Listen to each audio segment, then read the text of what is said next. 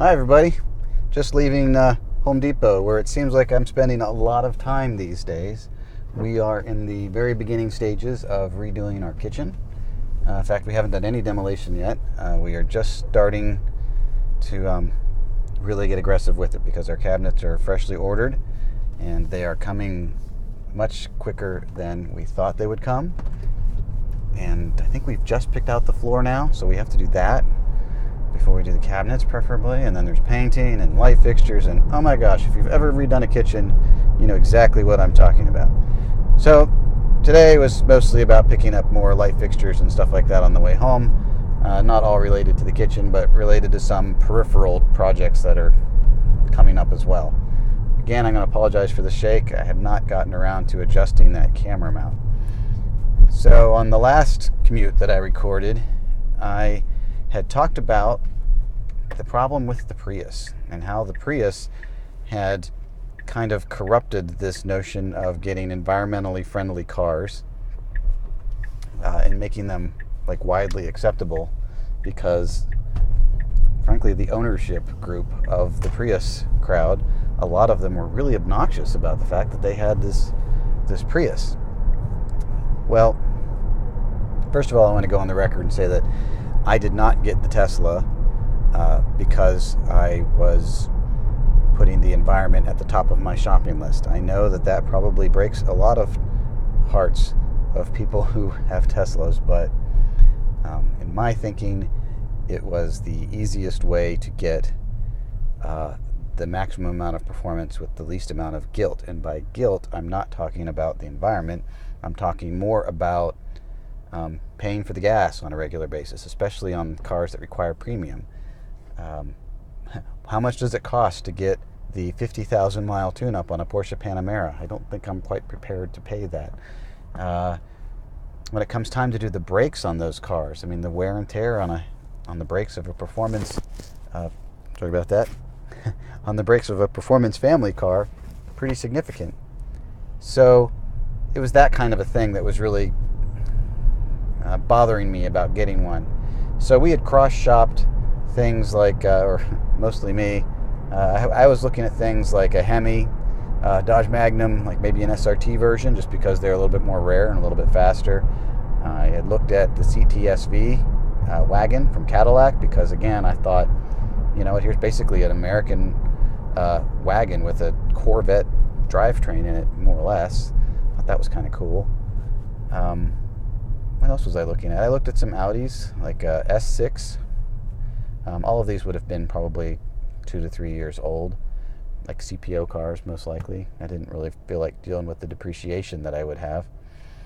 And I did look at some of the newer cars, remotely, like I said, the Panamera, an older M5, like Alex Roy used. That kind of thing caught my eye. But what really finally brought me, what we finally kind of started shopping harder for, was Ford Flex EcoBoost. And there were a lot of reasons why that kind of won out at the time. I would say, you know, it's pretty fast. It's incredibly roomy. If you ever sat in the back seat of the captain chair version of a Ford Flex, it's like a limo back there. It's really nice. And you can get a factory fridge in it at the time. And my other rationale was that Ford was putting so many of the EcoBoost engines into police vehicles, and there were so many carryover parts between the Flex and the Explorer and the Taurus that in the long term, maintenance costs and part costs would be offset by volume, and that there would also be a lot of information available on how to fix them yourself, because people would be doing that. Well, as we all can see, Ford Flex did not win the day. I went on a test drive in a Tesla, and that was kind of the end of that. When you started adding in the other things, like not having to do brakes as often, I had just done head gaskets on the 2 cars that I currently had. One fairly recently. The idea of not having head gaskets was pretty attractive. Not paying for fuel, not taking the time to get the gas, like all those kind of things, all kind of added up to a very compelling equation. So I came to the Tesla from the kind of the performance end of things, and that was I would say that was one of my main attractions to it. Also that it's American, also that it's high tech, also et cetera, et cetera, et cetera. There's a lot of reasons to like this car. So as a result, I was not coming at it from the environmental side of things, and I didn't feel the need to advertise that was a feature of the car, I guess. And I didn't want to be super flashy about it. I didn't need a red one, although I do like them in red. If they offered that light blue that they have now, or kind of that medium blue that they offer now, we would have gotten it in blue, but we chose gray because it was a little bit more subtle. I would have done silver, except I already had a silver car, my Subaru Baja. I have since been able to get the blue that I liked from Tesla by buying our new Outback, which has a very beautiful lapis pearl blue. But as a result of that, I did not end up with this compulsion to tell everybody how I was saving the world despite their bad choices. So, all of that is a long introduction going back to why I feel that the Prius owners and the virtue signaling that they were doing were detrimental to the adoption of electric cars or environmentally cleaner cars, even hybrids and things like that, is because they came from this sort of self-righteous position. Not all of them. There were exceptions. I'm not saying all of you were who owned Priuses, but we know that this was a thing. The bumper stickers, the license plates, all that kind of stuff, all that started with the Prius crowd, at least in volume. Now, when people started buying Teslas, I mentioned at the end of my last recording that I did that there were a lot of smug Tesla owners, and they were just as insufferable as a lot of the Prius owners. And you know who you are. And they get blamed for that a lot because they have the vanity plates. That's the easiest way to do it. You don't see quite as many bumper stickers plastered on Teslas as you do on Priuses. I think that's largely because Tesla costs a lot more than a Prius. But the other reason is because the more well-heeled buyer demographic, they're spending the money to get the vanity plates. So when you look at the plates that you see on Teslas, that there's a couple different batches of them. There's ones that tend to focus on the performance end of things. There's ones that are just generally descriptive, which I never quite understood why you would get a license plate that says what the badge says. Like, that seems kind of redundant to me. It's, I don't know. I don't get that. Anyway, there would also be, but you had a chunk of the plates that were still in that Prius vein of telling everybody behind you in traffic that they were silly and ridiculous and old-fashioned for buying gas. And, perhaps that they were destroying the planet and killing their children, and they should feel bad about that every time they pull up behind a Tesla. I'm not going to debate the merits of different cars. I think there's a strong argument to be made that there's the right tool for the right job, and sometimes that tool that's required is an F-250 quad cab, 4x4. It has its place. Should you commute in it? Maybe not. But that's a whole nother aspect of the market, and frankly, being American, buying whatever the hell it is you want to drive, and I can respect that up to the point where you start infringing on my rights. So, or to the point where there's a certain amount of hypocrisy that you're not willing to deal with, and that has to do with, where is the oil coming from, maybe, that you're using to do that. Maybe you want to talk about tax rebates, but yet we have been paying to have an entire battle group float around the Persian Gulf for years, and however many, I'm all for the troops. My dad was in the Army for 20 plus years, but let's have from some perspective that, a couple tax credits here and there on an electric car does not in any way come close to what it is we spend militarily to keep the flow of oil going historically. Maybe more of it comes here domestically now than before, but I think we all know what the real score is. That's why that stuff happens. So that's a whole nother conversation. Maybe we'll do a discussion of that sometime. All this is a long way of saying that I don't like the Tesla plates that basically repeat the mistakes of the Prius crowd. And by that, I mean the plates that are doing that in your face, shaking wagging the finger, and you should know better, and shame on you and all of that. I think that's highly detrimental to accelerating the adoption of electric vehicles. And to that end, I do have a vanity plate on this car. And mainly that is because at the time we bought the car, it was in the news that you could get a vanity plate for $19. But that was soon going to be ending that deal. And I think it was like a month or so. So well, geez, and it was a one-time fee. One-time fee of $19, you get a vanity plate. So, of course we did that. In fact, we're trying to figure out, well, what do we put on the other cars we have? Because it'd be cool if they had vanity plates too. I'm willing to put $20 per car, because I don't like bumper stickers. I don't do any stickers, any decoration on the car at all. But a vanity plate I would do. And so we debated a lot of possibilities, none of which were really confrontational that way. And we finally decided on plug her in, which we thought was kind of funny, kind of, like it would take a second for people to like read it. It was something that was universally understood once you did read it. It was a message about the car, but it wasn't confrontational about it. And I think a more inclusive approach is, it's the whole thing about you attract more flies with honey than you do with whatever the opposite of honey is. So we chose that, plug her. Oh, that was a nice pothole. Thank you, PennDOT. So we chose plug her in, and we thought it would be really kind of clever, and maybe even attract some of that truck crowd that we knew there was already some odds between the Smug license plate people and the pickup truck crowd, making fun of the new folks in their Teslas with their range anxiety and all that kind of stuff. And we thought, well, maybe they'll get that whole thing with the get her done. I can't think of the name of the guy. Cable guy. Larry the Cable Guy. I should know that because we watch all the car movies and all that kind of stuff.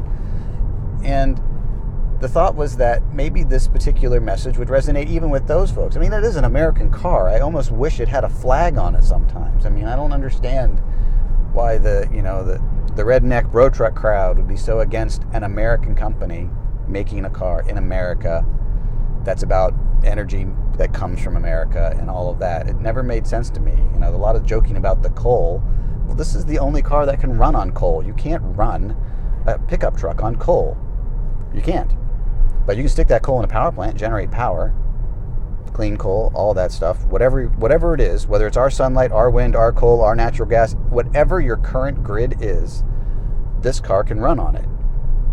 That is fundamentally American. Anyway, that's a whole nother discussion too. Let's touch on a few things here. Maybe we'll come back to these.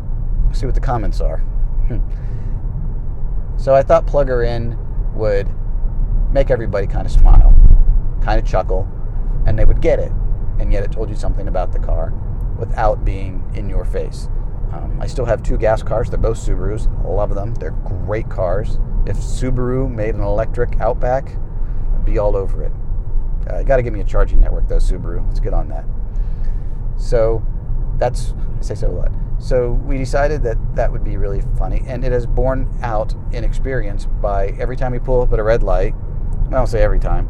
More so when the car was newer, actually, because even though it's gray, when it was newer, it was rare enough that even flying kind of undercover being gray, we still attracted quite a bit of attention. That has faded a bit. We can now kind of pretend that we're hiding in traffic a little bit like a Hyundai or a Kia, and nobody pays us any attention until the light turns green, which is the way I prefer it. Or don't pay attention to me at all if you're interested in, discussing how I went away from the red light too fast or whatever. But we had the experience many times of pulling up at traffic lights and watching the people behind us try and figure out what the plate said. Because while it's fairly immediately obvious, that's where we got rear-ended, by the way, last fall. Well, and you can see how far I had to turn around to look, right? So the plate itself just takes a second to figure out what it says, but it's long enough that people tend to read it out loud, especially if there's someone else in the car. And so you'd see them look forward, and they'd go, plug her in. Oh, plug her in. And if there was somebody else in the car, there was an immediate whap on the shoulder and hey. Sometimes it was the passenger that saw it and hitting the driver. Oh, what? And then they would squint and they go, oh, plug her in. Oh yeah, plug her in. Hey, that's kind of cool. And a very common third step to that process was the phone would kind of creep up over some were more subtle than others. Some were just like, oh, click. Other ones were like, I'm going to try and sneak the camera just up a little bit and get it in the frame, and I'll take a picture of it that way. And so we would see people smiling and laughing and taking pictures of the car. I have no idea where all those pictures went. There's got to be, at least 100 of them at this point, because the car is coming up on 4 years old now, and we've had the plate on it since about, a month after we got it. And they would take all these pictures, and they would smile, and they would laugh, and there was a grin, and we get waves, and I have other videos on the YouTube channel you can find of people like waving and stuff like that as they go by. That was taken from the dash cam. And it was just kind of cool. And I don't think anybody ever got angry reading that plate. But they got interested, they got curious or amused or like, huh. And I think that's a much better approach. And I think the more we do that kind of approach, the more people will be interested in electric cars. It doesn't have to be this big judgmental, shame on you thing. That pushes people away, and they don't want what you're selling. But if you come at them from their place, from the reality of it, and explain the merits of it and the benefits, it's a fairly compelling argument that the cars make for themselves. And let's have a little fun doing this. So if you're picking out a plate for your Model 3 or something like that, let's keep that in mind. Let's do something that's a little more open. We need a lot more of that in this country right now, I feel like. Regardless of what side of the political spectrum you're on, this is a highly divisive time. And we really need to balance things out a little bit more and remember that we're all neighbors, we're all in this together, and all of that stuff. So that's my spiel. I guess that's not too much of an indictment against the Smug Tesla owners, other than to say that I believe they're repeating the mistake and they're alienating the very people that they want to convince by being that confrontational, self-righteous, smug person. And it's just not helping. And because I'm a Tesla owner, it becomes a personal thing for me when it's assumed that I'm of that mindset, and I'm not. And I have had a few conversations here and there, or a few little digs from relatives who are clearly coming at me from the place that they were assuming I was like that crowd. And so that's how it affects me when that's not my approach. Anyway, that's how it goes, I guess, when you're in part of a group, any group, and members of your group don't behave well, or don't behave in a very inclusive way. So hopefully that's an encouragement to you if you're looking to get one of these cars, when you're thinking about what to put on the back and how to approach talking to people about it. Let's be positive about it. Let's be, meet people where they're at. And that way we won't kill the electric car. We'll actually broaden the base, including in groups where you wouldn't otherwise expect to see them. So, like me, a guy who didn't buy it for the environment. Not specifically, anyway. Thanks for watching. Please subscribe, and I will see you, next time I happen to be driving around with something to say. Could be tomorrow. Could be, who knows. Thanks for watching. Bye. See you guys.